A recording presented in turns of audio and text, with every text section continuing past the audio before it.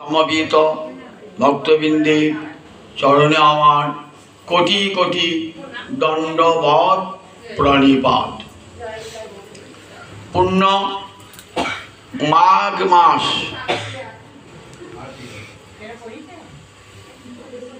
মকর রাশিতে সূর্য প্রবেশ করেছে। বৈষ্ণব শাস্ত্র মতে এই মাসটির নাম মাধব মাস। ন মাধব সম মাস ন মাধব সম বিভু। মাঘ মাসের সমান মাস নাই, আর মাধবের সমান ভগবান নাই। এই মাঘ মাসটিও কার্তিক মাসের মতোই নিয়ম সেবার মাস। নিয়ম করে রাধা মাধবের সেবা হয় এই মাঘ মাসে। কার্তিক মাসে যেমন গান প্রধান, মাঘ মাসে তেমনি স্নান প্রধান, প্রয়াগে স্নান। এই পূর্ণ মাঘ মাসে শুধু স্নান করলেই হবে না, স্নান বহু রকমের হয়। স্নান জল ঢেলে স্নানও হয়, আবার হরিকথা শুনেও স্নান হয়। গীতা শুনে স্নান হয় না, হরিকথা শুনে স্নান হয়। হরিকথা শুনে মনের সমস্ত মল দূর হয়ে যায়। নদীতে স্নান করলে যেমন দেহের মল দূর হয়, হরিকথারূপ নদীতে স্নান করলে তেমনি মনের সমস্ত মল দূর হয়ে যায়। তাই মাঘ মাসে প্রতিদিন অন্য কোথাও স্নান করতে পারুন না পারুন, শাস্ত্র কথা শুনে স্নান করুন, হৃদয় পবিত্র হয়ে কল্যাণ হবে। পূর্ণ মাঘ মাস, এই মাঘ মাসে আমার মহাপ্রভু সন্ন্যাস গ্রহণ করেছিলেন। তো কাশীতে এক বৈদান্তিক পণ্ডিত, তার নাম ছিল প্রকাশানন্দ সরস্বতী। তার হাজার হাজার শিষ্য, সারা ভারতে তার কত খ্যাতি। তিনি তো প্রথম যখন মহাপ্রভু কাশী যান, তখন তো মহাপ্রভুকে কত অনাদর সূচক কথা বলেছেন মহাপ্রভুকে উপলক্ষ করে। কিন্তু যখন মহাপ্রভুর সঙ্গে বেদান্তের আলোচনায় পরাজয় স্বীকার করলেন, তখন মহাপ্রভুকে বন্দনা করে একটি গ্রন্থ রচনা করেছিলেন। গ্রন্থটির নাম চৈতন্য চন্দ্রামৃতম। সেই চৈতন্য চন্দ্রামৃতম গ্রন্থে গৌরহরির বন্দনা করে বলছেন, সংসার সিন্ধু তরণে হৃদয়ঙ্গে যদি স্যাৎ সংকীর্তনামৃত রসে রমতে মনশ্চেৎ প্রেমাম্বুধৌ বিহরণে যদি চিত্তবৃত্তি চৈতন্য চন্দ্র চরণে শরণং প্রয়াতু।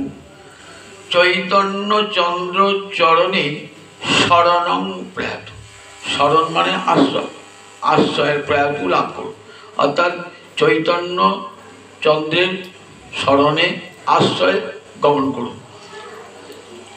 যদি কি জান, সংসার সিন্ধু তরণে হৃদয়ঙ্গে যদি স্যাৎ। যদি আপনার ইচ্ছা হৃদয়ঙ্গে যদি স্যাৎ মানে যদি হৃদয়ে বাঞ্ছা জাগে। কি বাঞ্ছা জাগে? সংসার সিন্ধু তরণে, সংসার সমুদ্র পার হবার ইচ্ছা যদি আপনার জাগ্রত হয়। সিন্ধু মানে সমুদ্র, সংসারকে সমুদ্রের সঙ্গে তুলনা করলেন। এ জগতে সমুদ্র দেখি জলের সমুদ্র, তার তল খুঁজেও পাওয়া যায়, আবার তার পার খুঁজেও পাওয়া যায়। তল খুঁজে পাওয়া যায় কেন বলছি? সমুদ্রের তলে অনেক মণিমাণিক্য থাকে। তো যারা ডুবুরি, তারা কি করে, তারা সমুদ্রের তলায় গিয়ে ওই মণিমাণিক্য আহরণ করে নিয়ে আসে। তাহলে সমুদ্রের তল তারা খুঁজে পায়। আবার জাহাজে করে বা অন্য কোনো জলযানে করে সমুদ্রের অপর পার দেখা যায়। কিন্তু সংসার যে সমুদ্র, এই সমুদ্রের তলও খুঁজে পাওয়া যায় না এবং অপর পারও খুঁজে পাওয়া যায় না। কোনো যন্ত্র আবিষ্কৃত হয় না যে সংসার সমুদ্রের তলায় কি আছে দেখব। সংসার সমুদ্রের অপর পারে কি আছে দেখব। বলেন এই সংসার সমুদ্র যদি পার হতে চাও তাহলে গৌরহরির চরণে আশ্রয় গ্রহণ করো। কেন সংসার সমুদ্র পার হতে চাইব কেন?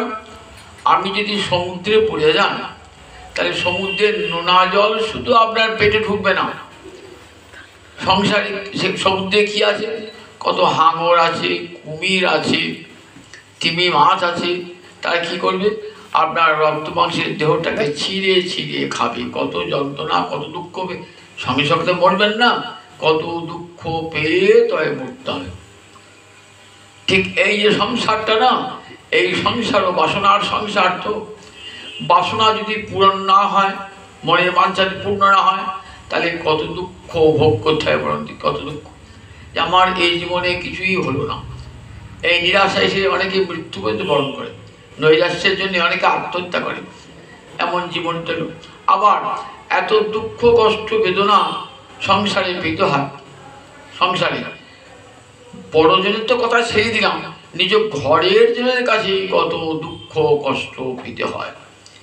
যাদের জন্য সারাটা জীবন আপনি ব্যয় করেছেন, ব্যয় করার বিনিময়ে শেষে জীবনের শেষ প্রান্তে লাভটা কি হলো, খতিয়ে দেখলেন শূন্য, কিছুই পাই নাই। উপরন্তু জীবনের আমার যে মহামূল্যবান সময়, সেই সময়টা নষ্ট হয়েছে বৃথা কাজে। যাদের জন্যে করেছি তার তোমাকে কেউ মনে রাখে না, কোনোদিনই মনে রাখবে না। যতদিন সংসারে দৈহিক সামর্থ্য আর্থিক সামর্থ্য থাকবে ততদিন লোকে ভালোবাসবে। দৈহিক সামর্থ্য আর্থিক সামর্থ্য নষ্ট হয়ে গেলে, রোগ শোকে জর্জরিত হলে আর কেউ মনে রাখবে না। কারণ এ জগতে কেউ কারু বন্ধু নয়, একমাত্র বন্ধু বেদ বলেছে স্বর্ণ বন্ধু ভগবান শ্রী জীবের একমাত্র বন্ধন। কারোর সঙ্গে কারো আত্মার বন্ধন নাই। কেন বন্ধন নাই? দেখুন, সম্পর্কটাই তো মায়িক সম্পর্ক। কে আমার স্ত্রী, কে আমার পুত্র, কে আমার পিতা, কে আমার মাতা, সবাই আমরা ভাবিছি এ আমার স্ত্রী, আমার পুত্র, আমার মাতাই আমার কন্যা। বলেন এটা মিথ্যা মায়িক সম্পর্ক মাত্র। এর পূর্বে মহাভারতের প্রথম পদে ব্যাস বলেছেন যে আমরা পৃথিবীতে কতবার জন্মিয়েছি, যতবার জন্মেছি ততবার একটা করে মাতা হয়েছে, পিতা হয়েছে, ততবার একটা পত্নী অথবা পতি হয়েছে, ততবার কত সন্তানের জনক জননী হয়েছে। এই জন্মে যেমন হলাম, আবার আগে জন্ম তো হয়েছি, তাদের কথা মনে রেখেছি, তাদের কথা মনে থাকে না। তাহলে মাতা পিতৃ সহস্রাণি পুত্র দ্বার ও শতানি চ, মহাভারতের প্রথমেই বলছেন ব্যাসদেব। বললেন দেখো মাতা পিতৃ সহস্রাণি, কত মাতা কত পিতা, হাজার হাজার মাতা হাজার হাজার পিতা, পুত্র দ্বার ও শতানি চ, শত শত পুত্র হয়েছে তোমার, শত শত পত্নী হয়েছে তোমার। তাই সংসারে একবার আসা, একবার কেন, শুধু কর্মফল ভোগের জন্য আসা। এখানে কর্মফল, এই যে সংসারটা দুঃখেরই তো আলয়। মা কাঁদছেন ছেলেকে হারিয়ে, সতী কাঁদছেন পতিকে হারিয়ে, পতি কাঁদছেন সতীকে হারিয়ে। জগতে যেখানে যাবেন বিষাদের ছায়া, সুখের ছায়া। ভারতের আর্য ঋষি তাই প্রার্থনা ছিল, আমাকে এমন জায়গায় নিয়ে চলো যেখানে গেলে আর শোক দুঃখ নাই। এখানে এমন একটা লোক দেখাতে পারবেন যে জীবনে কোনদিন শোক পায় নাই, দুঃখ পায় না। শোক দুঃখ সংসারে থাকবেন, অথচ শোক দুঃখ পাবেন না, হয় নাকি? রান্নাঘরে থাকবেন, উনুনের তাপ আপনার গায়ে লাগবে না, হয় নাকি? সংসারে থাকলে, মায়ার সংসারে থাকলে সেখানে শোক দুঃখ তাপ পেতেই হবে। সুখের পরিমাণ শুধু খুব কম, দুঃখের ভাগই বেশি। তাই গীতা বলেছেন দুঃখালয়ম অশাশ্বতম, এই সংসারটা দুঃখেরই আলয়। তাই সুখ কি নাই? বললেন হ্যাঁ, যে সুখটা দেখছো না সেটা মায়িক সুখ। কিরকম? দুঃখটাকে আরো বাড়াবার জন্যই সেই সুখটা। একটা গরিব লোক যদি সারা জীবন গরিব থাকে, তার দারিদ্রতা সরে যায়, যে আমি তো জন্ম থেকেই দরিদ্র, আর কি জন্য দুঃখ করব। কিন্তু রাজার ছেলে যদি দরিদ্র হয়ে যায়, তখন তার কেমন অবস্থা যে হয় বলুন দেখি। তখন সে আর সহ্যই করতে পারে না। তাহলে ওই পূর্বের রাজ সুখটা সে যখন অনুভব করে তখন তার দুঃখটা বেড়ে বেড়ে যায়। তাহলে এই জগতে যে সুখটা সেটা দুঃখটাকে আরো বৃদ্ধি করবার জন্য তাই সুখটাও দুঃখেরই মতনই। তারপরে সংসার সিন্ধু তরণে, তাই জীব চায়, সবার ইচ্ছা হয় না যারা সাধু গুরু বৈষ্ণবের কৃপা প্রাপ্ত হয়েছেন, গুরুদেবের কৃপায় যাদের অন্তরের অন্ধকার দূরীভূত হয়ে গেছে, তারপরে না প্রভু আর এই সংসারে থাকবো না, আমাকে এমন সংসারে নিয়ে চলো যেখানে আর সুখ দুঃখ পেতে হয় না। শোকস্য পারম নয় তুমাম, ভারতবর্ষে আর্য ঋষির প্রার্থনা, শোকস্য পারম নয় তুমাম, আমাকে নিয়ে চলো শোকের পরপারে যেখানে শোক থাকবে না। তমসমা জ্যোতির্গময়, মৃত্যুর মা অমৃতঙ্গময়, অসতমা সদ্গময়। আর্য ঋষির এই তিনটি প্রার্থনা ছিল। আর্য ঋষি, আমরা ভগবানের কাছে ধন চাই, দৌলত চাই, বাড়ি চাই, ঘর চাই, স্ত্রী চাই, পুত্র চাই, তো কিন্তু তখন আমরা গোত্র যখনই বলতে হয় তখন জানতো সেই ঋষির সন্তান আমরা। সেই ঋষিরা কি চেয়েছিলেন? ধন দৌলত চান নাই, তারা সংসার পরিত্যাগ করে চলে গেলেন। একটা গল্প শোনাই উপনিষদে। যাজ্ঞবল্ক্য ঋষির দুই পত্নী, মৈত্রেয়ী আর কাত্যায়নী। যাজ্ঞবল্ক্য ঋষি এবার সন্ন্যাসে যাবেন, সংসার ছেড়ে দিয়ে সন্ন্যাসে যাবেন। তখন নিয়ম ছিল ব্রহ্মচর্য, গারস্থ, বানপ্রস্থ, সন্ন্যাস, এই চারটে আশ্রম সবাইকেই মানতে হতো। ব্রহ্মচর্য অবস্থায় লেখাপড়া শেখা হলো, তারপরে গৃহে এলাম, দ্বার পরিগ্রহ করে সন্তানাদি উৎপাদন করে সংসার পেলাম। তারপরে যে 50 বছর বয়স হয়ে গেল, বনে গিয়ে মনটাকে ভগবানের জন্য প্রস্তুত করলাম। তারপরে সন্ন্যাস করতে হয়। 75 বছর বয়স হয়ে গেল, 100 বছর মানুষ বাঁচত, 75 বছর বয়সে পর সন্ন্যাস গ্রহণ করলেন। এই যাজ্ঞবল্ক্য যাবেন, তো যাবার আগে যা সম্পদ আছে দুই স্ত্রীকে ভাগ করে দেবেন, মৈত্রেয়ী আর কাত্যায়নীকে ভাগ করে দেবেন। এরকম আমার এই সম্পদ থাকলো, তোমরা দুইজনে ভাগ করে নিও। কাত্যায়নী তো ভোগী, তিনি নিয়ে ভাগ করলেন। মৈত্রেয়ী বলছেন, স্বামী আমার একটা প্রশ্ন আছে। কি প্রশ্ন? তা বলছেন, এই সম্পদ লাভ নিয়ে আমি কি অমৃতত্ব লাভ করতে পারবো সম্পদ দ্বারা? বললেন, না। শোনো কল্যাণী, এই জাগতিক সম্পদ দিয়ে কোনোদিন অমৃতত্ব লাভ হয় না, বরং মৃত্যুকেই বরণ করতে হয়। বললেন, তাহলে এই সম্পদ আমি চাই না, আমাকে সেই সম্পদ দান করুন স্বামী, যে সম্পদে মৃত্যুকে অতিক্রম করে অমৃতত্ব লাভ করা যায়। ভারতবর্ষের আর্য ঋষির দর্শনটা কেমন দেখুন। তারা চেয়েছিলেন, তারা কি চেয়েছিলেন? তারা চেয়েছিলেন যে মৃত্যুকে তমসমা জ্যোতির্গময়, তম মানে অন্ধকার। কিসে অন্ধকার? শোকের অন্ধকার। চতুর্দিকে আলো রয়েছে, কিন্তু আমরা অন্তরে অন্ধকার কেন? আপনি ছেলেকে হারিয়েছেন, স্বামীকে হারিয়েছেন, পত্নীকে হারিয়েছেন, অন্তরটা আধারে ভরা। বহু লোক আনন্দ করছে আপনার সামনে, কিন্তু আপনার অন্তরটা অন্ধকারে ভরা, বিষাদের অন্ধকারে, সুখের অন্ধকারে। এই অন্ধকারটা দূর করবে কি? সূর্য পারে না, চন্দ্র পারে না এই অন্ধকারটা দূর করতে। এই অন্তরে অন্ধকার বলে যার বলে, তাই তমসমা জ্যোতির্গময় আর্য ঋষির প্রার্থনা ছিল যে এই যে মনের অন্ধকার, অন্তরে অন্ধকার, এই অন্ধকার, অন্তরের অন্ধকারটা আমার দূর করে দাও, আলোকে ভরিয়ে দাও।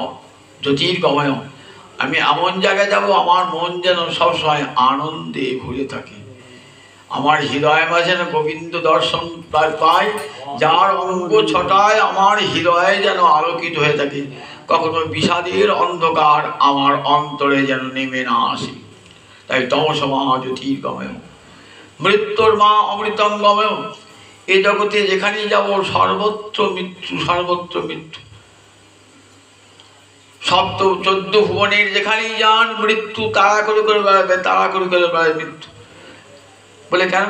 আমি যদি স্বর্গে যাই, বললেন স্বর্গে গেলে স্বর্গের পতন আছে, স্বর্গের বিনাশ আছে। কখন বিনাশ হয়? বলেন যখন ব্রহ্মার যখন রাত্রিকাল হয় তখন কি হয়? দৈনন্দিন প্রলয় হয়ে যায়। প্রলয়কালে স্বর্গলোক, ব্রহ্মলোক, যেখানে সৃষ্টিকর্তা ব্রহ্মা থাকেন, সেটিও ধ্বংস হয়ে যায়। তাহলে সেখানে মৃত্যু আছে। আমার এই জগতে, এই জগৎটাই যে ধ্বংস হয়ে যায়, তাই এই জগতে আমি অমৃতত্ব কামনা করবো কেমন করে? কেমন অমৃতত্ব কেমন করবো? জগৎটাই তো থাকবে না, তাহলে আমি বেশ থাকবো কেমন করে? তাহলে এই জগতে থেকে যদি কেউ অমৃতত্ব কামনা করে, তার মতো মহামূর্খ জগতে আর নেই। তাই তমসমা জ্যোতির্গময় মৃত্যুর মা অমৃতঙ্গময় এমন লোকে নিয়ে চলো যেখানে মৃত্যুর ভয় নয়, অমৃতময় লোকে। কোথা সে অমৃতময় লোক? দেখবেন গোবিন্দ যেদিন আবির্ভূত হয়েছেন না, সেদিন দেবকী দেবী স্তব করছেন। দেবকী দেবী স্তব করছেন, ভাগবতে স্তব্ধে আছে, বলছেন মর্ত মৃত্যু ব্যাল ভীত পলায়ন সর্বান লোকান নির্ভয়ং নার্যগচ্ছত যদিচ্ছয়া তৎপদাব্জং প্রাপ্য ষষ্ঠ সেতে মৃত্যুর অস্মাদ অপেইতি। বলেছেন হে গোবিন্দ, নিজের সন্তানকে স্তুতি করছেন। চিনতে পেরেছেন দেবকী যে ভগবানই আমার পুত্র রূপে এসেছেন। তখন দেবকী দেবী স্তব করে বলছেন মর্ত মৃত্যু ব্যাল ভীত। ব্যাল মানে সর্প, মর্ত মানে এই জগতের মানুষ মৃত্যুরূপ সর্পের ভয়ে ছুটে ছুটে বেড়াচ্ছে। কোথায় গেলে আর মৃত্যু হবে না? মর্ত মৃত্যু ব্যাল ভীত পলায়ন মানে পালিয়ে পালিয়ে বেড়াচ্ছে, কোথায় গেলে আর মৃত্যু হবে না। আমরা এই যেরকম যাবি না, ও বাবা ওর বাজপতি ছুটে পালিয়ে, ওখানে সাপ আছে ছুটে পালিয়ে, মৃত্যু হয়ে পালায়। তো তেমনি মানুষ চায় এমন জায়গায় যাবো না মৃত্যু না হয়। মর্ত মৃত্যু ব্যাল ভীত, মৃত্যুরূপ সর্পের ভয়ে ভীত হয়ে পলায়ন, ছুটে ছুটে বেড়ায়। বাবা এখানে যেখানেই যাবো সেখানে তো মৃত্যু, তাহলে চলো উপরে লোকে যাই, সেখানে মৃত্যু নাই। সর্বান উপরে কি আছে? ভূ, তারপর ভুব, তারপর স, তারপর মোহ, তারপর তপ, তারপর জন, তারপর সত্য। উপরে 7টা লোক, চলো উপর লোকে গেলে আমার মৃত্যু নাই। সাধন করে সেখানে যেতে হয়, গেলাম উপরে, সাধন করে উপরে গেলাম, দেখলাম বাবা এই লোকও ধ্বংস হয়ে যাচ্ছে, তাহলে এখানে তো মৃত্যু তারা করে বেড়াচ্ছে। তখন দেখলাম কোথাও মৃত্যুর হাত থেকে রক্ষা নাই। 14 ভুবনের যেখানেই যায়, নিচের সপ্তলোক উপরের সপ্তলোক, এই 14 ভুবনের যেখানেই যাই না কেন মৃত্যু আমাকে তাড়া করে বেড়াবে। তাহলে কোথায় মৃত্যু যায় না? দেবকী বলছেন মৃত্যু কোন জায়গায় যায় না? হেন জায়গা নাই যে মৃত্যু যায় না, কিন্তু একটা জায়গায় মৃত্যু যায় না, যদিচ্ছয়া তৎপদাব্জং প্রাপ্য। মৃত্যু যায় না তোমার চরণ কমলে, পাদাব্জং, অব্জ মানে পদ্ম, তোমার চরণ কমলে। সেটি যদিচ্ছয়া সৌভাগ্যক্রমে আমরা পেয়েছি, যদিচ্ছয়া তৎপদাব্জং প্রাপ্য। ষষ্ঠ সেতে জীব এসে শান্তি পায়, আর আমাকে মৃত্যু তাড়া করবে না।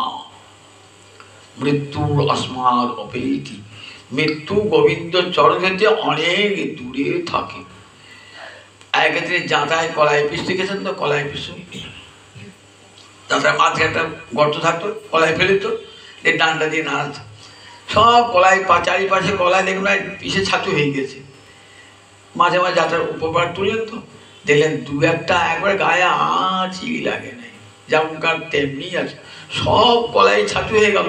এই 2-1টা কলাই হলো না কেন? সে কোথায় ছিল বলুন দেখি? সেই ডান্ডাটার কাছে ছিল, তাই সব ঘুরেছে, ডান্ডাটার কাছে ঘুরে নাই, যেমনকার তেমনি আছে, যেমনকার তেমনি আছে। মায়ার চক্র ঘুরছে, আমাদের সবাইকে ছাতু করে দেবে, কিন্তু গোবিন্দ চরণ দণ্ডকে যিনি আশ্রয় করেছেন তার আর ছাতু হবে না, যেমনকার তেমনি থাকবে গোবিন্দ চরণ। তাই মৃত্যুর মা অমৃতঙ্গময়, ওই গোবিন্দ চরণ যে আশ্রয় নেবে বলেন তার আর বলেন তা আর তাকে মৃত্যুর ভয় করতে হবে না। মৃত্যুর মা অসত মা সৎগম, জমি জমা টাকা পয়সা আপনি সব ভালো গুছিয়ে যাচ্ছেন, রেখে দিচ্ছেন যে আমি বহুদিন সারা জীবন বাঁচবো, বোধহয় টাকা পয়সা সব থেকে গেল। বললেন এই জায়গাতে যা করলেন না, টাকা পয়সা জমি জমা সব অসৎ। অসৎ মানে যা থাকে না তাকে অসৎ, না অস্থি, থাকে না যা। আমার নিজের অস্তিত্ব নাই, সংসারটার অস্তিত্ব নাই, আমার জমানো টাকা পয়সা অস্তিত্ব থাকবে? তাই এ সম্পদ আমি চাই না, আমাকে সেই সম্পদ দাও যে সম্পদটা কোনোদিন নষ্ট হবে না। অসত মা সদ্গম, সেই সম্পদ দাও, সেই প্রেম সম্পদ দাও, সেই ভক্তি সম্পদ দাও যা কোনোদিন বিনষ্ট হবে না। এই ভারতবর্ষের আর্যের সেই প্রার্থনা ছিল। তাই সংসার সিন্ধু তরণে হৃদয় যদি শ্যাক, এই যে সংসার সিন্ধু পার হয়, এই কথা বোঝে কজন? লাখে তো কোটি তো একজন বোঝে না। যার বোঝে সংসার সিন্ধু, তাই বলে হৃদয় যদি শ্যাক, যদি হৃদয় বাঞ্ছা জাগে যে সংসার সমুদ্র পার হয়ে আমি গোবিন্দ চরণে নিশ্চিন্ত বাস করবো, যদি অন্তরে জাগে সংসার সিন্ধু তরণে হৃদয় যদি শ্যাক। আবার দুঃখ সমুদ্র পার হয় না, গোবিন্দ চরণ আমরা সাধন করি কত, যা মুক্তি পেলে দুঃখ সমুদ্র পার হয়ে গেল। শাস্ত্র বলেছে মুক্তি পেলে দুঃখ সমুদ্র পার হয়ে গেলে। কিন্তু আমি শুধু দুঃখ সমুদ্র পার হতে চাই না, সুখ পেতে চাই। দুঃখের ধ্বংস, সুখের প্রাপ্তি, দুটোই আমার চাই। আমার দুঃখকে ধ্বংস করতে হবে, আবার সুখকে পেতে হবে। দুঃখং মে বাহু সুখং মে ভুয়া, আমার দুঃখ ধ্বংস হোক, আমার সুখ প্রাপ্তি হোক, দুটি আমার চাই। তাহলে শুধু দুঃখ ধ্বংস হবে না। যোগীরা ঋষিরা, যোগীরা জ্ঞানীরা কী করেন? দুঃখটা ধ্বংস করেন। তারা কিন্তু সুখের প্রাপ্তির কথা বলেন না, তারা বলেন মুক্তিতেই সুখ। মুক্তিতে তো আমি বিলীন হয়ে গেলাম, আমার তার কোনো অনুভূতি থাকলো না। সুখের অনুভূতি থাকলো, সুখের অনুভূতি থাকলো না। আমার তো দুঃখটা ধ্বংস হলো ঠিক কথায়, কি সুখ প্রাপ্তি হলো না। কিন্তু বেদ মাতা বলেছেন দুঃখের ধ্বংস, সুখের প্রাপ্তি দুটোই আমার হওয়া চাই। ধরো একটা উদাহরণ দিই, আপনি বাজার থেকে আসছেন, তো দুটো ব্যাগ ভর্তি আপনার সবজি কিনেছেন, মুদিখানা মাল কিনেছেন, আসছেন তো কষ্ট করে আসছেন, আস্তে আস্তে আসছে বাবা, একবার এই হাতে নিচ্ছেন, আবার এই হাতে নিচ্ছেন, একবার কাঁধে নিচ্ছেন, একবার মাথায় নিচ্ছেন, খুব কষ্ট হচ্ছে। বাড়িতে এসে যাই নামালেন না, দুঃখের বোঝাটা ভারটা কমে গেল, হাত পা মাথা গা সব শান্তি পেল, দুঃখ থেকে মুক্তি পেল। কিন্তু এখনো সুখ পায় না। কখন সুখ পায় বলুন দেখিনি? যদি গ্রীষ্মকাল হয় তাহলে একটু সোফায় বসে ফ্যানটি খুলে দিল, একটু খানিকক্ষণ খুব আরাম করল, তার সুখ প্রাপ্তি হলো। এটা তুমি চাই? দুঃখটা যেমন ধ্বংস হলো, সুখটা প্রাপ্তি হতো। শীতকাল যদি হয় সোফায় বসে একটু গরম চা খেলাম, কি গরম কফি খেলাম, একটা আনন্দ হল। তাহলে দুঃখের ধ্বংস, সুখের প্রাপ্তি দুটি, এটাই আমাদের ঋষিরা বলে গেছেন। আমি যেমন দুঃখকে ধ্বংস, সুখ পেতে চাই। তাই সংসার সিন্ধু তরণে হৃদয় যদি সংকীর্তন অমৃত রসে রমতে মনস্যে, বলে যে আনন্দ পেতে চাও, দুঃখের ধ্বংস করে যদি আনন্দ পেতে চাও, সংকীর্তন রূপ আনন্দে মাদার হতে চাও, তাহলে সংকীর্তন অমৃত রসে রমতে মনশ্চিত। যদি সংকীর্তন রূপ অমৃত রসে মনকে মাতাতে চাও, সংকীর্তন রূপ অমৃত রসে মন মাতলে কি হবে? তাহলে প্রেমাম্বুধ বিহরণে, প্রেমী সমুদ্রে তুমি ভাসবে, অমৃতের সমুদ্রে তুমি ভাসবে, সব দুঃখ কষ্ট চিরকালের জন্য বিনাশ হয়ে যাবে। তাই গৌর হরির চরণকে আশ্রয় কর। যেমন বলেছিলেন বৈদান্তিক প্রকাশানন্দ সরস্বতী, পরে তার নাম হয়েছিল প্রবোধানন্দ সরস্বতী, ঠিক তেমনি আর এক বৈদান্তিক সন্ন্যাস গ্রহণ করে মহাপ্রভু 10 দিন শান্তিপুরে থেকে কোথায় গেলেন? নীলাচলে গেলেন। নীলাচলে জগন্নাথকে দর্শন করে প্রাণনাথ বলে পড়লেন। সেখানে মন্দিরের ভিতর থেকে ঢোকে না, তখন পরিছাড়া মারতে এসেছেন, সেইখানে ছিলেন বাসুদেব সার্বভৌম। তিনি নিয়ে গেলেন মহাপ্রভুকে, নিজের বাড়িতে নিয়ে গেলেন, নিজের মাসির বাড়িতে আশ্রয় দান করলেন। সেখানে থেকে মহাপ্রভুর মূর্ছা ভঙ্গ হলো। অনেক পরে পরিচয় জিজ্ঞেস করে জানতে পারলেন জগন্নাথ মিশ্রের লোকনাথ। খুব আদর করে রেখে দিলেন। তা বলেন তুমি এই বয়সে সন্ন্যাস নিয়েছো, এই সন্ন্যাস থাকবে কেমন করে? এই এত অল্প বয়স তো সন্ন্যাসের বয়স নয়, 24 বছর বয়স তো সন্ন্যাসের বয়স নয়। আমাদের ভারতবর্ষের বেদ বিধি মতে সন্ন্যাস 75 বছর বয়স, 20 বছর বয়স পর্যন্ত ব্রহ্মচর্য, তারপরে 30 বছর সংসার গার্হস্থ্য ধর্ম, তারপরে 50 থেকে চলে গেলাম 25 বছর থাকলাম বনে, মনটা প্রস্তুত করলাম, তারপর 75 বছর বয়সে সন্ন্যাস গ্রহণ। তুমি 24 বছর বয়সে সন্ন্যাস গ্রহণ করেছো, এই সন্ন্যাস তুমি রাখবে কেমন করে? তুমি সন্ন্যাস নিয়ে ভালো কাজ করো না। দেখো সন্ন্যাসকে রাখতে হয় জানো, তাহলে কী করতে হয়? সন্ন্যাস ডাকতে তখন আচার্য শঙ্কর এক প্রকার সন্ন্যাসের প্রবর্তন করেন, দশামী সন্ন্যাস। সেখানে কিন্তু বয়সের বিচার ছিল না, কম বয়সে অনেকে সন্ন্যাস গ্রহণ করতেন। আচার্য শঙ্কর 8 বছর বয়সী সন্ন্যাস গ্রহণ করেছিলেন। তারপরে দেখো নিজের 10টা নামে একটা সম্প্রদায় ছিল, তার দশনামী সম্প্রদায়। এরা সন্ন্যাস গ্রহণ, অল্প বয়সী সন্ন্যাস গ্রহণ করতেন। এরা বলতেন কৌপিনাবন্ত খলু ভাগ্যবন্ত। দেখো সংসার ত্যাগ করে কর্ম ত্যাগ করো, কর্ম ত্যাগ করে কৌপিন ধারণ করো, যে কৌপিন পরে সে ভাগ্যবান। দণ্ডগ্রহণ মাত্রেন নর নারায়ণ হবে। সন্ন্যাসীর দণ্ড থাকতো, হাতে দণ্ড ধারণ করলে নর আর নর না, সে নারায়ণ হয়ে গেল, এসব বলতো। লোকে ভাবতো সন্ন্যাস গ্রহণ করলে মুক্তি, কর্ম ত্যাগ করলে মুক্তি, কর্ম থেকেই বাসনা জন্মে, কর্ম থেকেই কামনা জন্মে, এসব ভেবে অধিকাংশ তখন অনেক লোক তখন ওই সন্ন্যাস থেকে যেত। মহাপ্রভু কী করবেন, মহাপ্রভু যে সন্ন্যাস গ্রহণ করছে সেই সন্ন্যাস তো দশনামী সম্প্রদায়ের সন্ন্যাস নয়, কিন্তু তখন তার অন্য কোনো সন্ন্যাস ছিল না। মহাপ্রভু শুধু নিজেকে ভগবান, ভগবান আবার সন্ন্যাস, শুধু নিজেকে আচ্ছাদন করবার জন্যে, নিজের স্বরূপটাকে ঢাকবার জন্যে সন্ন্যাস গ্রহণ করেছেন। মহাভারতে বিষ্ণু সহস্রনাম আছে, সে বিষ্ণু সহস্রনামের মধ্যে ভগবানের একটা নাম সন্ন্যাসকৃত, যিনি সন্ন্যাস অবলম্বন করেছিলেন। তা কোন ভগবান সন্ন্যাস অবলম্বন করেছেন? দেখুন, গৌরহরি ছাড়া আর অন্য কোনো ভগবান সন্ন্যাস অবলম্বন করেন নাই। তাই মহাভারতের বিষ্ণু সহস্রনামে সেই নামটি সার্থক করছে যে আমার মহাপ্রভু সন্ন্যাস গ্রহণ করেছেন।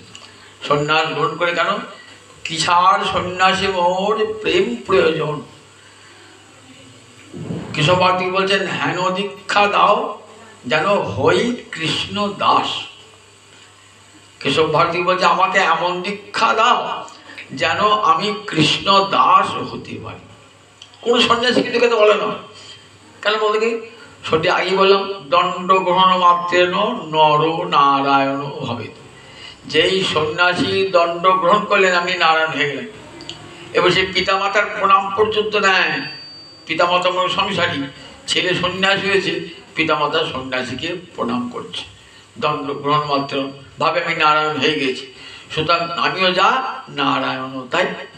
এই মতটা তখন আচার্য শঙ্করের মত, জীব ব্রহ্ম এই মতবাদ। কিন্তু মহাপ্রভু ওই সন্ন্যাস গ্রহণ করছেন কেশব ভারতীর কাছে। কেশব ভারতী দশমী সম্প্রদায়ের মধ্যে একজন। ভারতী, গিরি, পুরী, ভারতী এগুলি সব দশনামী সম্প্রদায়ের উপাধি। ভারতীয় দশনামী সম্প্রদায় উপাধি। মহাপ্রভু তার কাছে দীক্ষা গ্রহণ করলেন। কিন্তু কি দীক্ষা গ্রহণ করলেন? দেখুন, মহাপ্রভু কানে এসে বলছেন, আমি একটা স্বপ্ন দেখি। জানো কি স্বপ্ন? আমাকে এক ব্রাহ্মণ এসে একটা কানে মন্ত্র দিয়ে গেল। কি মন্ত্র দিয়ে গেল? তখনকার দিনে সন্ন্যাসের মন্ত্র হল তত্ত্বমসি। তত্ত্বমসি ভাঙলে কি হয়?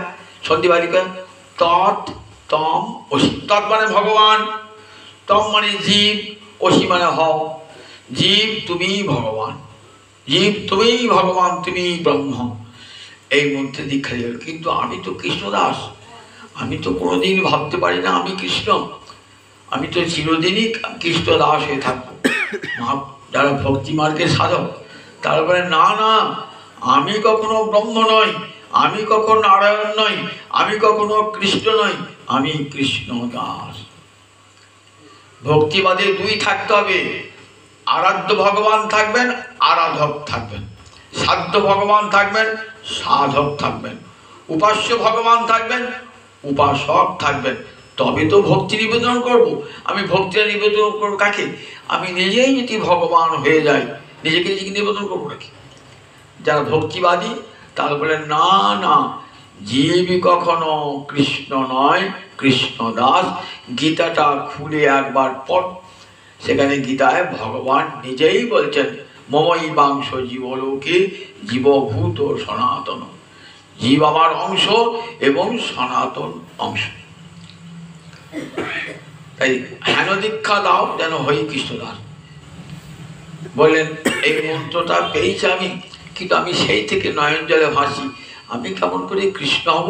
আমি তো কৃষ্ণ দাস, আমি তো জীবনে কৃষ্ণ সেবাই চাই, আর তো কিছু চাই না। তখন মুরারি গুপ্ত মহাপ্রভুকে বলেছিলেন, প্রভু তুমি কাঁদছো কেন? ওটা আর একটা অর্থ হয়। কি অর্থ হয়? তস্য তম অসি। তস্য মানে কৃষ্ণস্য, তুমি হও কৃষ্ণের দাস, এই অর্থ হয়। তুমি এই অর্থ ভাববে।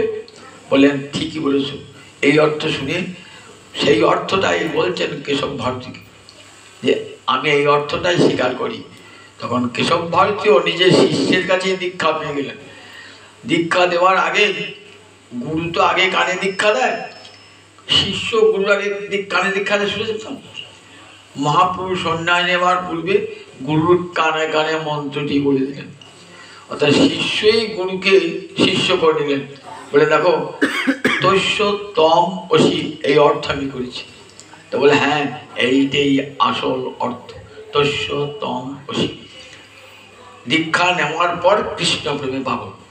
জগতে কোনো দশমী সম্প্রদায় কৃষ্ণ প্রেমে পাগল হন না, কৃষ্ণ প্রেমে পাগল হন না। কিন্তু মহাপ্রভু ওই দীক্ষা গ্রহণ করে কৃষ্ণ প্রেমে পাগল, কাঁদছেন। অষ্ট সাত্ত্বিক বিকার অঙ্গে দেখা দিয়েছে। দণ্ড হাত থেকে পড়ে যাচ্ছে, কমণ্ডলু হাত থেকে পড়ে যাচ্ছে, নয়ন জলে ভাসছে। সেই সঙ্গে গুরুও কাঁদছেন, গুরুও কাঁদছেন, গুরুও দণ্ড কমণ্ডলু যাচ্ছেন। তাহলে দেখুন যে মহাপ্রভুর যে সন্ন্যাসটা, সেই সন্ন্যাসটা তার আসল স্বরূপটিকে আবৃত করবার জন্য। কারণ কলিকালের ভগবান, ঢাকা দেওয়া ভগবান, আবৃত ভগবান, নিজের স্বরূপকে আবৃত করা ভগবান, ভক্ত সেজে ভগবান এসেছেন জীবকে কৃষ্ণ ভক্তি শিক্ষা দান করে। সেটাই বলছেন আজকে বাসুদেব সার্বভৌম। বলছেন দেখো আমি তোমাকে চিনতে পেরেছি। বাসুদেব সার্বভৌম 7 দিন ধরে মহাপ্রভুকে বেদান্ত শোনালেন। মহাপ্রভু হা কি না কিছুই বলছেন না। বুঝতে পারলে বলে খুব আনন্দ হয়, আর যদি না বুঝতে পারেন তাহলে মুখ থেকে বোঝা যাবে কিছু বুঝতে পারছেন না। এ পাঠ শুনছেন তো, আর মুখ থেকে বুঝতে পারি কে বুঝতে পারছি কে বুঝতে পারছে না।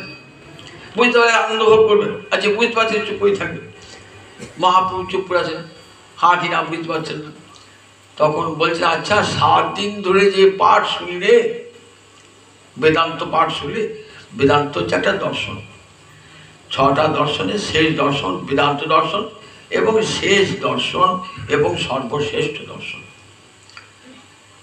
462টি সূত্র আছে। এই সূত্রেতে ব্রহ্মতত্ত্ব বলা আছে, বর্ণিত হয়েছে।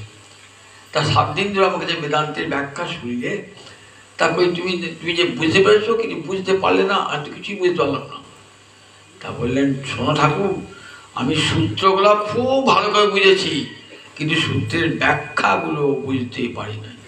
জানো সূত্রগুলো কেমন না, সূর্যের কিরণের সমান সূত্র।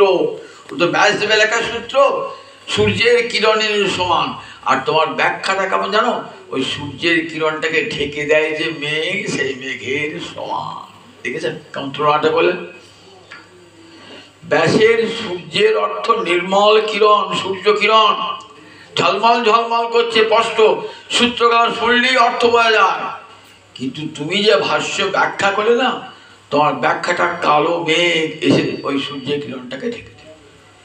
এত বড় কথা এই 24 বছরের সন্ন্যাসীটার কিছুই বোঝে না। বলছে কিনা বলে তুমি কি বললে, এতদিন এত হাজার হাজার শিষ্য করেছি আমি যা ব্যাখ্যা করি তার পরমানন্দে শুনেছি, আর তুমি বলছো আমার ভাষ্য মেঘ ঢেকে দিল ওই সূত্রার্থকে। বই করো তুমি অর্থ করো দেখি। একটি একটি করে মহাপ্রভু অর্থ করছে সব। ওই ব্রহ্ম যে জীব যে ব্রহ্ম নয় ভাঙলেন, জগৎ যে মিথ্যা নয় ভাঙলেন, ব্রহ্ম যে তার ভেদ আছে অভেদ আছে বোঝালেন। এতগুলি সব জগতের বিবর্তবাদ নয়, জগৎ পরিণামবাদ, এইসব দর্শনের কথা সব করলেন। তারপরে বলে আচ্ছা তোমার কাছে ভাগবত একটা শ্লোকের ব্যাখ্যা শুনতে ইচ্ছা হয়। কি? আত্মা রামাস্য মুনয় নির্গন্ধ উরুক্রমে কুর্বন্ত অহৈতুকী ভক্তি মিথ্যমূত গুণহরি। আত্মারাম মুনি যারা সংসার বিষয় বাসনা থেকে নির্মুক্ত হয়ে গেছে, তারাও গোবিন্দ লীলায় আকৃষ্ট হন। বলে আগে আপনি ব্যাখ্যা করুন, আপনি আমার গুরু তুল্য, আপনি আগে ব্যাখ্যা করুন। তখন 9 প্রকার ব্যাখ্যা করলেন বৈদান্তিক সার্বভৌম। বলে তুই ব্যাখ্যা করো। মহাপ্রভু সেই 9 প্রকার ব্যাখ্যাকে একবার ধারে কাছে না এনে সেগুলি বাদ দিয়ে আরো 18 প্রকার ব্যাখ্যা করলেন। চমকে বললেন, বাবরে বাপ, আমি যে একটা সামান্য বালক মাত্র ভেবেছিলাম, সামান্য মানুষ ভেবেছিলাম, তাকে আমার কোনো ব্যাখ্যাকে স্পর্শ করলো না, নিজের সম্পূর্ণ 18 প্রকার, আমাদের বেশি সনাতন শিক্ষা নয় 61 প্রকার অর্থ করেছে। তখন বললেন সাক্ষাৎ সরস্বতীর পতি। তখন গৌরহরির চরণে পড়েছিলেন এবং সরভুজ মূর্তি দর্শন করেছিলেন, ঐশ্বর্য দেখেছেন। তিনি গৌরহরিকে স্তুতি করে লিখলেন বৈরাগ্য বিদ্যা নিজ ভক্তি যোগ শিক্ষার্থমেক পুরুষ পুরাণ শ্রীকৃষ্ণ চৈতন্য শরীরধারী কৃপাম্বুধির্যস্তমহং প্রবদ্ধি। আমি বুঝতে পারি তুমি কি বললেন, কৃপার সমুদ্র তুমি। কৃপাম্বুধি মানে কৃপার সমুদ্র তুমি, করুণার সমুদ্র তুমি। কেন? শ্রীকৃষ্ণ চৈতন্য রূপে এসেছো জীবকে কৃপা করবা জানে। জীব তো কৃষ্ণ ভুলে গেছে, মায়াবদ্ধ জীব, তার কৃষ্ণ জ্ঞান নাই। সে খায় পরে ভোগ করে, ভগবান আছেন এই জ্ঞানটাও তার নাই। তাই জীবের স্বরূপ যে জীব, সে কৃষ্ণদাস, কৃষ্ণ স্মৃতি তার জীবনে একমাত্র পরিস্থিতি ভুলে গেছে। তাই জীবের অন্তরে কৃষ্ণ চেতনা জাগাবার জন্য এসেছো। তাই তোমার নাম হয়েছে শ্রীকৃষ্ণ চৈতন্য, অর্থাৎ কৃষ্ণ চেতনা জীবের অন্তরে জাগিয়েছ। এবার এসেছো শ্রীকৃষ্ণ চৈতন্য রূপে। কি জন্য এসেছো তা বললেন বৈরাগ্য বিদ্যা নিজ ভক্তি যোগ শিক্ষার্থমেক পুরুষ পুরাণ। এক পুরাণ পুরুষ ভগবান, তমাদিদেব পুরুষ পুরাণ তমস্য বিশ্বস্য পরং নিধানম। গীতায় ভগবান কি বলেছেন? পুরাণ পুরুষ, তিনি চিরপুরাতন চিরনবীন, চিরদিনই আছেন। আমি পুরাতন হলে মরি কেমন নবীন হব, আর গোবিন্দ চিরকালই একই থাকবেন, চিরপুরাতন হয়ে চিরনবীন হয়ে রয়েছেন তিনি। তাই তো, আর তিনি পুরাণ পুরুষ। সেই পুরাণ পুরুষই, সে এক পুরাণ পুরুষ, সে এক পুরাণ পুরুষই তুমি আবার শ্রীকৃষ্ণ চৈতন্য রূপে এসো। এবার কৃপার বাণ ডেকে দিয়েছে, কৃপার বাণ। এবার তোমার কৃপা হতে কেউ বঞ্চিত হবে না। রাম অবতারে, কৃষ্ণ অবতারে সব কৃপা পেয়েছেন বটে, কিন্তু কৃপার মান ডাকে নাই। গৌরাঙ্গ অবতারে কৃপার মান। পাপী তাপী দুরাচারী সকলেই এই কৃপা পাবেন, কেউ কৃপা থেকে বঞ্চিত হবে না। তাই তুমি কৃপার সমুদ্র। সমুদ্র যখন উচ্ছলিত হয়ে যায়, সমুদ্রের তীরবর্তী যত যত দেশ গ্রাম আছে সব ভেসে যায়। তালগাছ সমান জল উচ্ছ্বাস দেখা যায়, সব ভেসে যায়। দেখেন না, সমুদ্রের চারিপাশে বাড়ি ঘর কোথায় উড়িয়ে যায়। ঠিক তেমনি কৃপার সমুদ্র আমার মহাপ্রভু কৃপার বাণ এসেছে। সেই বাণের সময় আমরা কী করি বলুন দেখি? বাণের সময়তে নদী বা গঙ্গা কিছু থাকবে করি, বালির বাঁধ দেওয়ার চেষ্টা করি, বালির বাঁধ, যাতে জলটা না ঢোকে। কিন্তু জল যখন প্রবল হয়ে যায়, কোথায় বালির বাঁধ উড়ে চলে যায়। বালির বাঁধ যখন আমার মহাপ্রভু নিতাই চাঁদ এসেছেন না, তখন দেখবেন কিছু গোড়া ব্রাহ্মণ সমাজ গেল, ধর্ম গেল, হাড়ির ছেলে না হরিনাম করছে রে, হাড়ির ছেলে গলায় মালা দিয়ে বামুনের পাশে বসেছে রে। এই একদল গোড়া ব্রাহ্মণ তখন চিৎকার করতে আরম্ভ করেছে। দেখেছেন তো, সব যেন জাত জন্ম সব চলে গেল। ওই নিতাই পাগলা কোথা থেকে এলো, জাত ফাত সব তুলে দিয়েছে, সবাই নাচছে রে। ওই টিকি নড়িয়ে বামুনটাও নাচছে, তার পাশে হাড়ির ছেলেটা নাচছে, চন্ডালের ছেলেটা নাচছে। এটা সবাই সহ্য করতে পারে? সবাই সহ্য করতে, তখনকার দিনে মানুষ সহ্য করতে পারে। এই তুই ছিলে, আমি অপবিত্র হয়ে যাবো, তুই যা, তুই নিজ যা, দুশো যা। দেখেছেন তো, তখন এই ছিল 500 বছর। আজকে তিনি চিন্তা করতে পারছেন না তো, 500 বছর আগে আমাদের ঠিক এরকম সমাজ ব্যবস্থা ছিল। এই তুই আমার রান্নাঘরে ঢুকলি, আমার হিসেবটা আবার সব রান্নাগুলো ফেলে দিয়ে আমরা তোকে রান্না করতে হবে। এইরকম ছিল। যার ছিল যার ধর্ম এমনই না, ভাতের হাঁড়িতে ধর্ম প্রবেশ করেছিল। ধর্মে এমন গোড়ামি ছিল। সেই অবস্থায় আমার মহাপুনি এলেন, প্রেমের বন্যা ভাসিলাম। ব্রাহ্মণী চণ্ডালী করে কোলাকুলি, কবে বা ছিল রঙ্গ। কেউ এমন যজ্ঞ দেখেছে? বামুনের যজ্ঞে ব্রাহ্মণ ছাড়া আর অন্য কোনো জাতির প্রবেশাধিকার নেই, সীমা নাই। আর নামযজ্ঞ হচ্ছে, রাধা গোবিন্দের সেবা হচ্ছে, খোলবাজি হরিনাম হচ্ছে, সেখানে দেখছি হাড়ির চেলো খোল বাজাচ্ছে, খঞ্জনি বাজাচ্ছে, ক্রমের চেরো বাজাচ্ছে। এমন যজ্ঞ কেউ দেখেছে?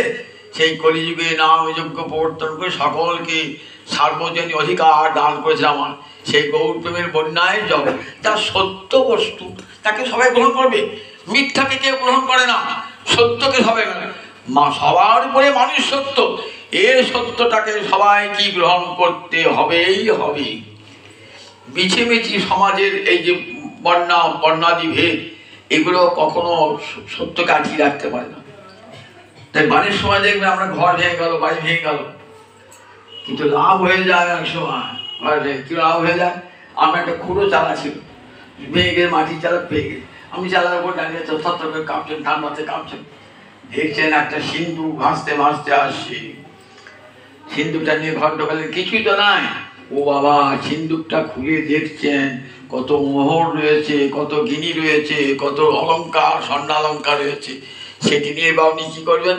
আমার ছিল একটা খড়ের ঘর, উপরে গেল, তা কী হলো? আমি তো সিন্ধুক পেয়ে গেছি, এক সিন্ধুক ভর্তি সোনা পেয়ে গেছি। তাই গৌর হরিণ তাই তাদের প্রেমের বন্যায় সব ভেসে গেল ঠিকই, কিন্তু জীব লাভ করলো রাধা রানীর প্রেমের।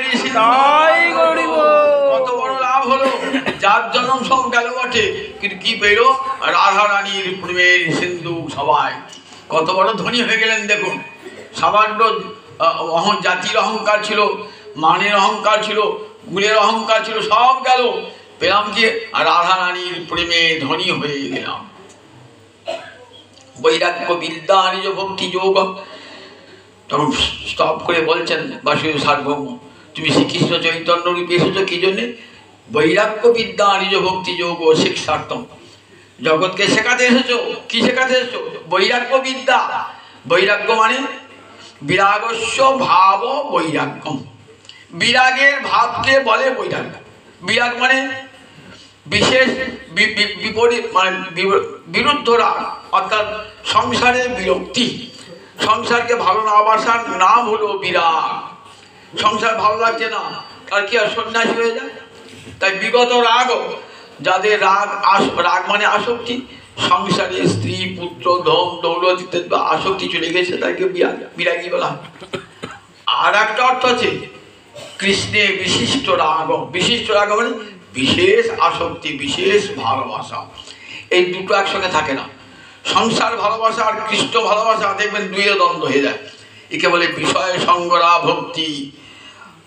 আমাদের মাধুর্য কাদম্বিনী একটা গ্রন্থ আছে, সেখানে বিশ্বাস ঠাকুর বলছেন যে ভক্তির কত স্তর।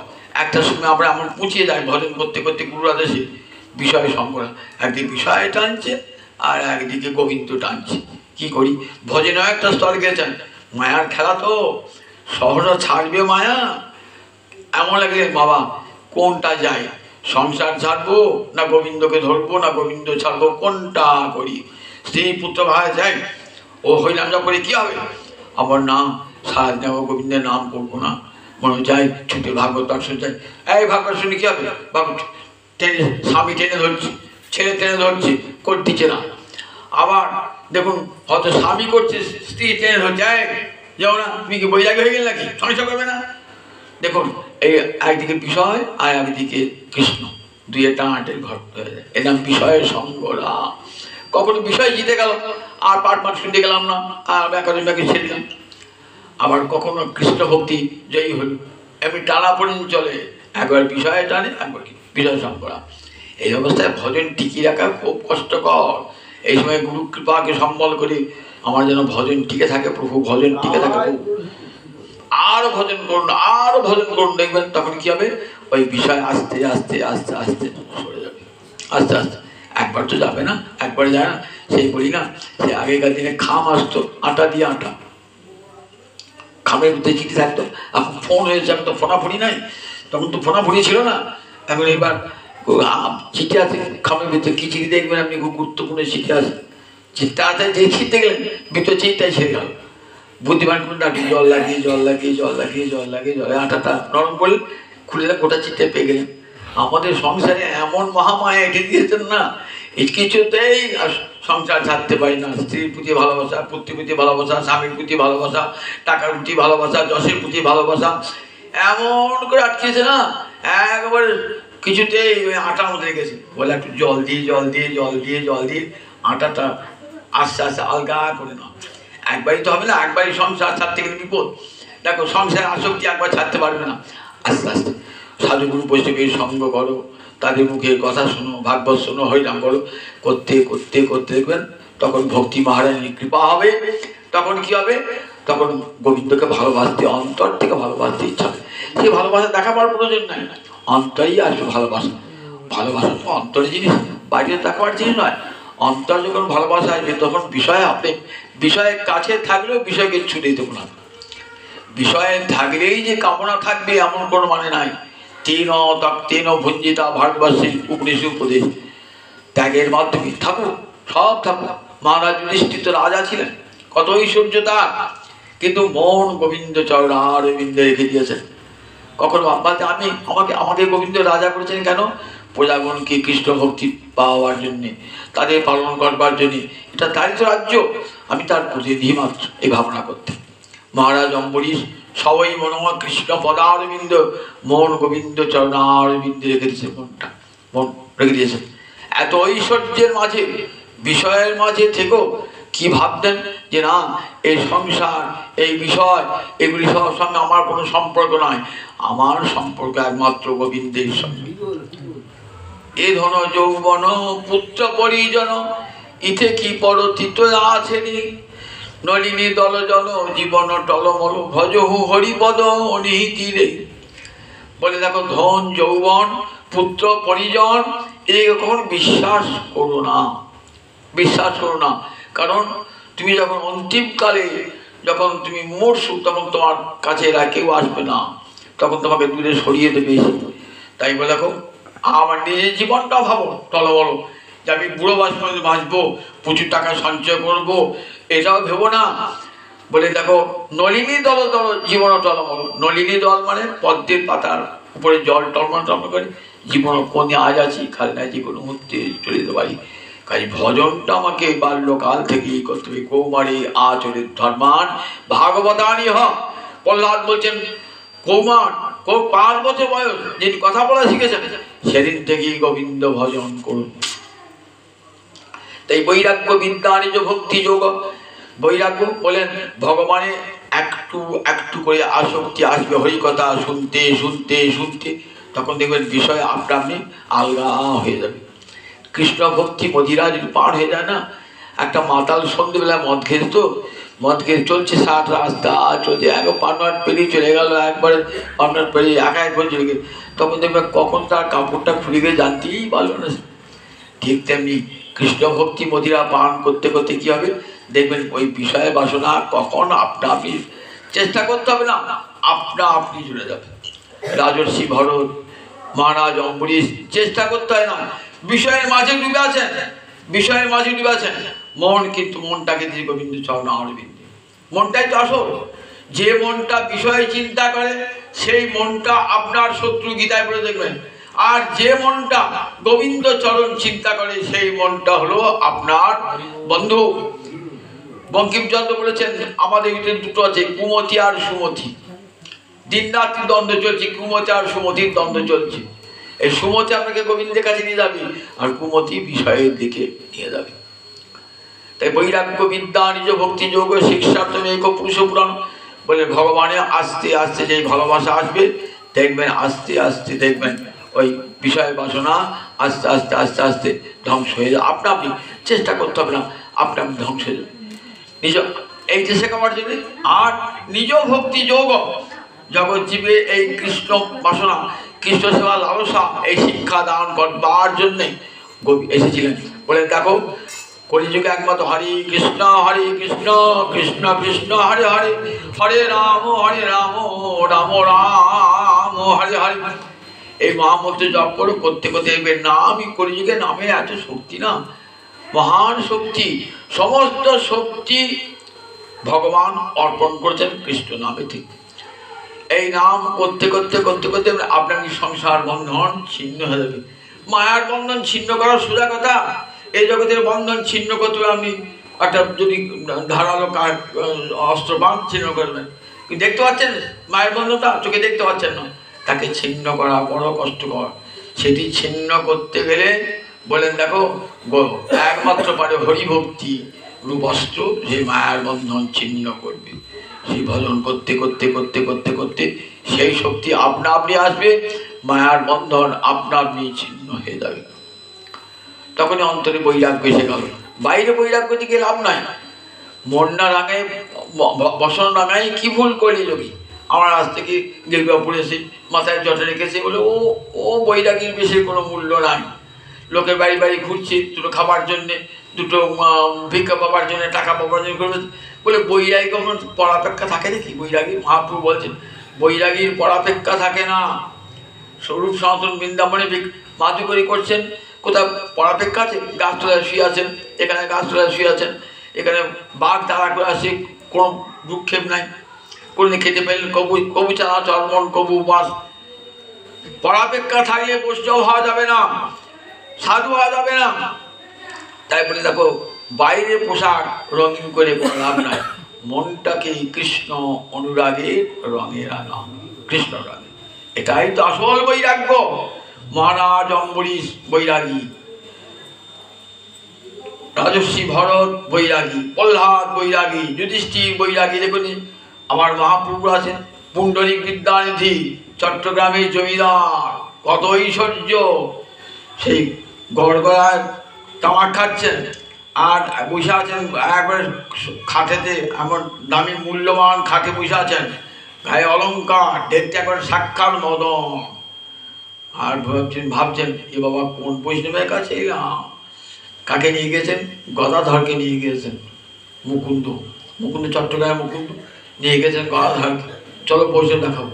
বাবা এই বৈষ্ণব সকালবেলা এই বৈষ্ণব দর্শক না, এমন বিলাসী বৈষ্ণব, রাজা বৈষ্ণব, এ তো ভোগের সব ভোগের চিহ্ন। যেই বললেন ভাগবতে একটি শ্লোক উচ্চারণ করেছেন না, কি শ্লোকটি উচ্চারণ করলেন? বরহা পিরং নট বড় বপু কর্ণয় কর্ণিকারং বিপ্রদ বাস কনক কবিসং বৈজন্তী চ মাল। কৃষ্ণের গোষ্ঠলীলার একটি শ্লোক উচ্চারণ করেছেন। কৃষ্ণ কৃষ্ণ কৃষ্ণ কৃষ্ণ বলতে বলতে পড়ে গেলেন মাটিতে, মাটিতে পড়ে গেলেন, মূর্ছিত হয়ে গেলেন। তখন গদাধর ভাবছেন ছি ছি ছি ছি, আমি কি ভেবেছিলাম পুণ্ডরিক বিদ্যানিধিকে, আমি ভেবেছি এত বড় বৈষ্ণব যে ভাগবতের শ্লোক সঙ্গে সঙ্গে মাটিতে পড়ে গেলেন। কোথায় গড়গড়া, কোথায় পানের বাটা, সব কোথায় চলে গেল। তখন আমার এই পুণ্ডরিক বিদ্যানিধির কাছে দীক্ষা গ্রহণ করেছিলেন গদাধর পণ্ডিত, দীক্ষা গ্রহণ করেছিলেন। দেখুন তার বৈষ্ণব চিনতে দেবতারাও পারেন না বৈষ্ণব, বাইরের রাজার ভান, রাজার মতো, কিন্তু অন্তরটি বৈরাগ্যে ভরা। ঠিক মহারাজ অম্বরীশ, প্রহ্লাদ সব এরকম বৈরাগ্যে ভরা অন্তরটি। বৈরাগ্য বিদ্যা, এই বৈরাগ্য বলে অন্তরে বৈরাগ্য হও, বাইরে বৈরাগ্য হবে না, অন্তরে বৈরাগ্য হও। সংসার ছেড়ে বনে যেতে হবে না, সংসারটা কি মন বানিয়ে নাও, বৃন্দাবন বানিয়ে নাও, সেখানেই বৈরাগ্য হও। আর নিজ ভক্তি যুগ, নিজ ভক্তি অর্থাৎ গোবিন্দ, স্বয়ং গোবিন্দ গৌরাঙ্গুর এসেছেন, তো নিজেকে কেমন করে ভক্তি করতে হয়, অর্থাৎ কৃষ্ণকে কেমন করে ভক্তি করতে হয়, সেটা জগৎকে শেখাবার জন্য বলেন। ভগবানের কাছে কিছু চাইবে না, আমরা ভগবানের কাছে কি চাই? নবই যাচ্ছে আর্যং নচ কনক মাণিক্য বিহব। আমি গোবিন্দ তোমার কাছে রাজ্য চাই না, কনক মাণিক্য বৈভব কিছুই চাই না। সদা কালে কালে প্রমথপতি না গীত চরিত, সদা কালে কালে প্রমথপতি জগন্নাথ, যেন যে প্রমথপতি মহাদেব যার গুণ কীর্তন করছেন, সেই জগন্নাথ যেন আমার হৃদয়ে বাস করে। তাই সাধু কি বলে দেখো, মহাপুরুষ স্বয়ং ভগবান হয়ে ভক্ত সেজে কি বলছেন? ন জনং সুন্দরী কবিতাং বা কাময়ী জগদীশ মম জন্মনি জন্মনি ঈশ্বরে ভবতার ভক্তির অহৈতুকী তৈ। হে গোবিন্দ, আমি ধন চাই না, জন চাই না, যৌবন চাই না, জন্মে জন্মে যেন তোমার শ্রীচরণে আমার ভক্তি হয়। এই দুর্লভ মানব জনম গোবিন্দের করুণার দান। এই আছে, এই নাই দেহটা, নিঃশ্বাসী নহি বিশ্বাস ও পদার্থ ভবিষ্যতে। এখন আছে, এখনই নাই, এই মানব দেহটাকে সার্থক করতে হবে। গোবিন্দ যখন দিয়েছেন এই মানব দেহটা, একবার তাকিয়ে চিন্তা করুন, আমাকে অন্য দেহ না দিয়ে কেন মানব দেহটা আমাকে দিলেন? মানব দেহটা যার অর্থই হচ্ছে আমার ভজন করবে। অন্য কোনো দেহে গোবিন্দের ভজন হবে না, একমাত্র মানব দেহেতেই গোবিন্দের ভজন হবে। তাই গোবিন্দের কৃপার দান এই মানব দেহটা, মহামূল্যবান এই মানব দেহটা। কিন্তু আমরা কেমন করে মানব দেহ কাটালাম দেখুন। আধ জনম হাম নিদে গোয়ায়েনু জরা শিশু কত দিন গেলাম নিধুবনে রামণি রসরঙ্গে হে মাহাতলু তো হে ভজব কোন বেলা। মিথিলার কবি বিদ্যাপতি জীবন সায়ান্নে তখন অশীতিপর বৃদ্ধ কাঁদছেন, বলছে এই দুর্লভ মানব জন্ম গোবিন্দ তুমি কৃপা করে দিয়েছিলে, কি করলাম? অর্ধেক জন্মটা নিদ্রায় কাটিয়ে দিলাম। 100 বছর মাঝে 50 বছর ঘুমিয়ে কাটলো, রাত্রি 12 ঘন্টা ঘুমিয়ে কাটায় আর 12 ঘন্টা দিনে জেগে থাকে। তাহলে দেখুন হিসেব করে দেখুন না, অর্ধেক জন্ম কেটে গেল নিদ্রায়। আধ জনম হাম নিদে গোয়ায়েনু জরা শিশু কত দিন গেলাম। শৈশবকালে খেলাধুলা করছি, ভগবান কি বুঝি নাই। আবার বৃদ্ধ বয়সে পরবশ হয়ে গেছি, তখন যে একটু হরিনাম করবো, হরিকৃষ্ণ বলতে গেলে গলায় কাশি এসে উপস্থিত হচ্ছে। একটু হরিনাম করবো পাই না, একটু ভাগবত শুনতে যাব, পায়ের ব্যথায় মরে গেলাম, যেতেও পারছি না। দেখেছেন তো, একটু গৌর হরিকে দর্শন করবো, শেষাদও পূর্ণ হচ্ছে না। কেউ যদি নিয়ে যায় তবেই গৌর হরি দর্শন করতে পারবো। তীর্থক্ষেত্রে যাবো, সে যাওয়ার ক্ষমতা নাই। তাহলে সেই দেখুন সেই জন্মটা রয়েছে গোবিন্দ সেবার জন্য রয়েছে।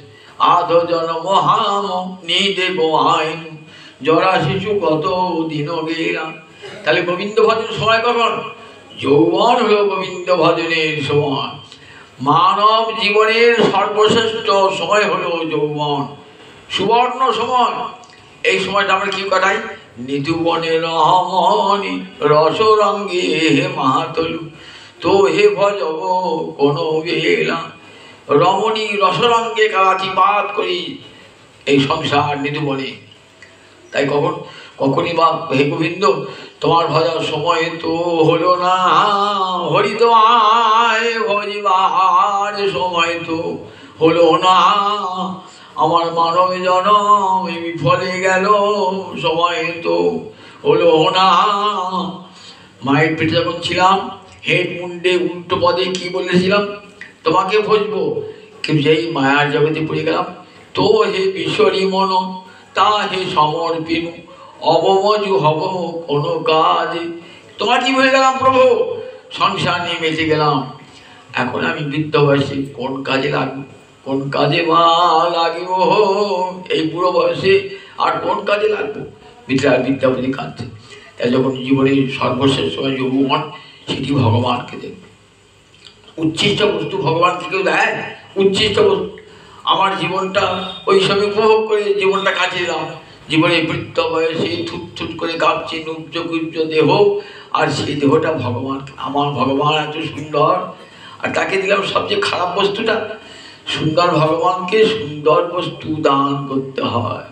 যাকে ভালোবাসেন প্রাণ ভরে, তাকে কন্ডিশন করবেন, তাকে দেবেন সবচেয়ে সুন্দর বস্তুটা। আপনার যে প্রিয়জন তাকে কি দেন? আপনার প্রিয়জন বাড়িতে এসেছে কি দেন? সবচেয়ে ভালো বস্তু, উত্তম বস্তু। আর ভগবানের বেলায় উচ্ছিষ্ট বস্তু। বলে রাখো এমন সুন্দর সুদূর মানব জন্ম আজ আছে কাল নাই, যে কোনো মুহূর্তে চলে যেতে পারে। গোটা সংসারকে ভাসিয়ে দিয়ে এক মুহূর্তে চলে গেল কোনো মানুষ। মৃত্যু তো কোনো বয়স নাই, যে কোনো মুহূর্তে কারো মৃত্যু হতে পারে। তাই সময় থাকতেই হরিভজন করতে হবে। যেদিনই আমার জিহ্বা কথা বলতে শিখেছে, সেদিন থেকেই হরে কৃষ্ণ কৃষ্ণ কৃষ্ণ হরে হরে, হরে রাম রাম রাম হরে হরে। এই দুর্লভ মানব জন্ম যাতে নষ্ট হয় সেটি শিক্ষা দেওয়ার জন্যই আমার গৌর হরি এসেছিলেন। যে দেখো সংসারে আরতি করে মরিবার দরে, শ্রীকৃষ্ণে আরতি করে ভবতরিবারে। মাকে বলছেন, মা সংসার করছো কেন? মা তুমি কেবল নিমাই করছো কেন? মা তুমি গোবিন্দ ভজন করো। কি বলছেন দেখো, সংসারে আরতি করে মরিবার তরে, আর শ্রীকৃষ্ণে আরতি করে ভবতরিবারে। সংসার সমুদ্র পার হয়ে মা গোবিন্দ ভজন করো, গোবিন্দ ভজন করো। এমনি করে মাকে মায়া দিয়েছেন, নিজের পত্নীকে মায়াতে মায়া নিদ্রায় আচ্ছন্ন করে সংসারটাকে জীব কল্যাণের জন্য আমার মহাপুণ্যে, যাতে জীব কলির জীব তাদের স্বল্প পরমায়ু রোগ শোকে জর্জরিত, সংসার জ্বালায় জর্জরিত মানুষ, তাই যাতে গোবিন্দ কৃপা লাভ করে, কৃষ্ণ কৃপা লাভ করতে পারি, তার জন্য দাঁড়িয়ে দাঁড়িয়ে এলেন হরিনাম বিশ্বম্ভর। বিশ্বকে নাম এবং প্রেমে ভরে দেবো। কলির মানুষ কিছুই পারবে না, শুধু বাহু তুলে বলবে হরে কৃষ্ণ কৃষ্ণ কৃষ্ণ হরে হরে, হরে রাম রাম রাম হরে হরে। অভিন্নত নিতাই চাঁদকে বললেন যাও, আমি রইলাম পুরীতে মুনি ধর্ম গ্রহণ করে, লোককে কৃষ্ণ বলা দেখে তুমি আমার অভিন্ন তনু, যাও গ্রামে গ্রামে নগরে নগরে গৃহে গৃহে চণ্ডাল পতিত জীবের ঘরে ঘরে গিয়ে তুমি হরিনাম দাও।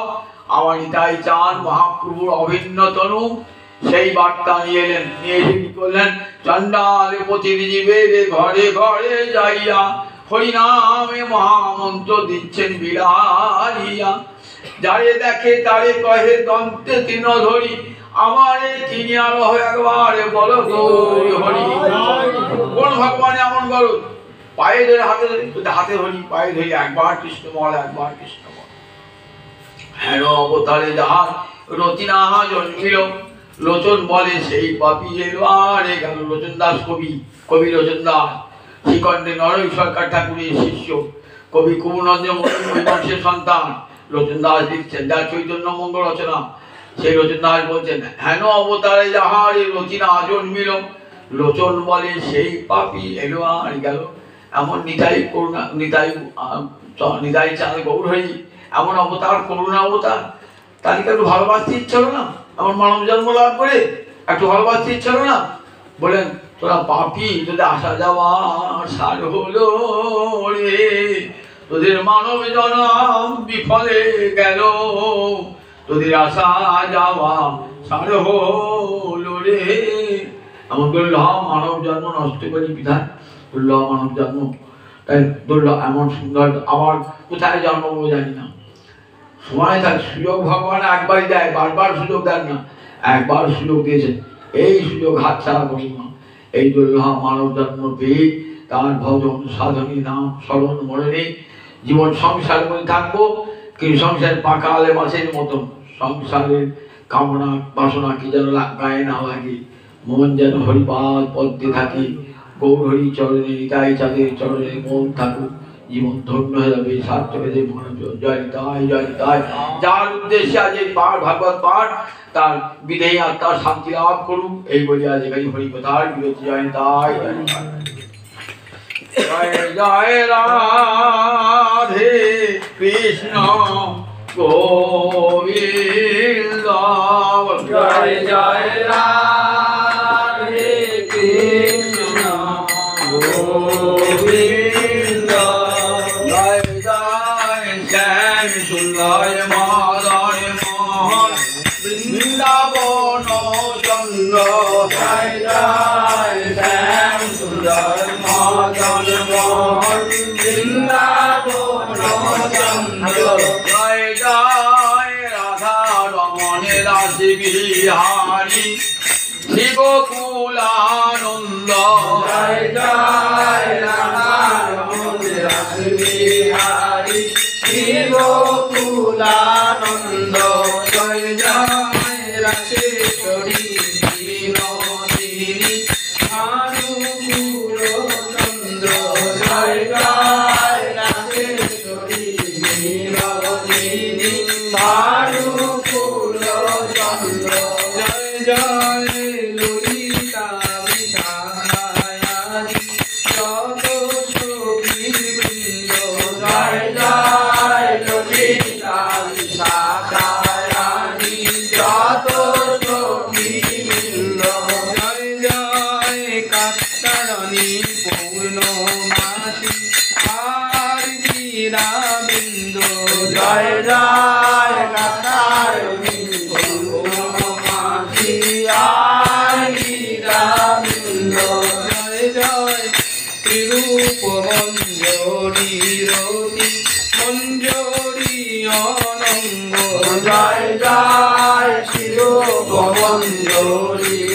কোটি মঞ্জরি আনন্দ জয় জয় কৃপা করি দেহ যুগল চরণারবিন্দ জয় জয় কৃপা করি দেহ যুগল চরণারবিন্দ কেন আকুল প্রাণে গাইতে পারি জয় রাধে গোবিন্দ জয়